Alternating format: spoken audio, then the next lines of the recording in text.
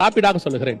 1917 Balfour declaration, 1948 இஸ்ரவேல் தனிநாடாக பிரகடனம், 1967 எருசலேம் அவர்கள் வசம் வருகிறது, 2018 எருசலேம் தலைநகராக மாறுகிறது, 2018 சிவப்பு கிடாரி கண்டுபிடிக்கப்படுகிறது, 2022 சிவப்பு கிடாரி எருசலேமுக்குள் கொண்டு வரப்படுகிறது, 2010 ஆரோனின் வம்சம் கண்டுபிடிக்கப்படுகிறது, 2025 ஆரோனின் வம்சத்தை சார்ந்ததான லேவி கோத்திரத்தை சார்ந்த பிரதான ஆசாரியத்துவத்துக்கு சார்ந்த தீர்க்க தரிசனத்தின்படி எசேக்கியேல் புஸ்தகம் 44ஆம் அதிகாரத்தில் ஆண்டவர் 15வது வசனத்துல சாதோக்கின் புத்திரர் எனக்கு ஆசாரியராய் இருப்பார்கள் என்று சொல்லியிருக்கிறார். அது நிறைவேறிவிட்டது.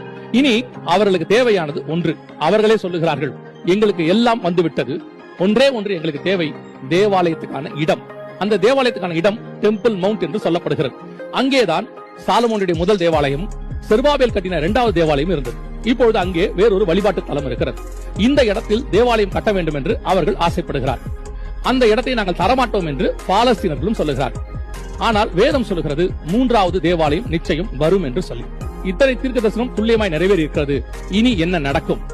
இந்த தேவாலயம் இருந்த இடம், அந்த மலைக்கான சண்டை தான் 2023 அக்டோபர் மாசம் 7ஆம் தேதி ஆரம்பித்தது. அந்த சண்டை தான் இப்பொழுது வரை போய்கொண்டிருக்கிறது.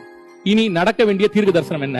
ஜூன் மாசம் முதல் 2 வாரங்களிலே இந்த தேவாலயம் இருந்த இடம், மலையை, டெம்பிள் மவுண்ட் இருக்கக்கூடிய ஓல்டு சிட்டி எருசலேமை பாலஸ்தீன வசம் ஒப்படைக்க சொல்லி ஐநாவிலே தீர்மானம் வருகிறது.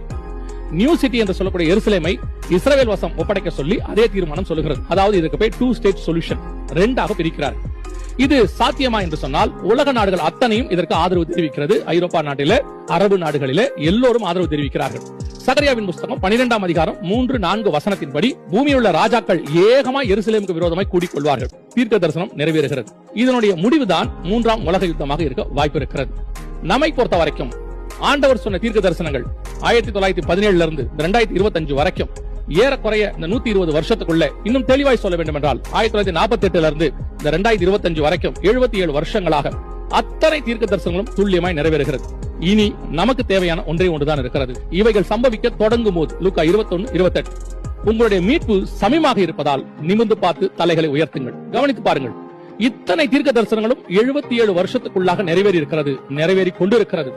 இயேசு சொன்ன இத்தனை விஷயங்களும் துல்லியமாய் வருமானால், நடக்குமானால், அவர் வருவேன் என்கிற தீர்க்க தரிசனமும் துல்லியமாய் நடக்க போகிறது. இனி காலம் செல்லாது. சபைக்கு இருக்கிற ஒரே காலம் ஆயத்தப்படுகிற காலம்.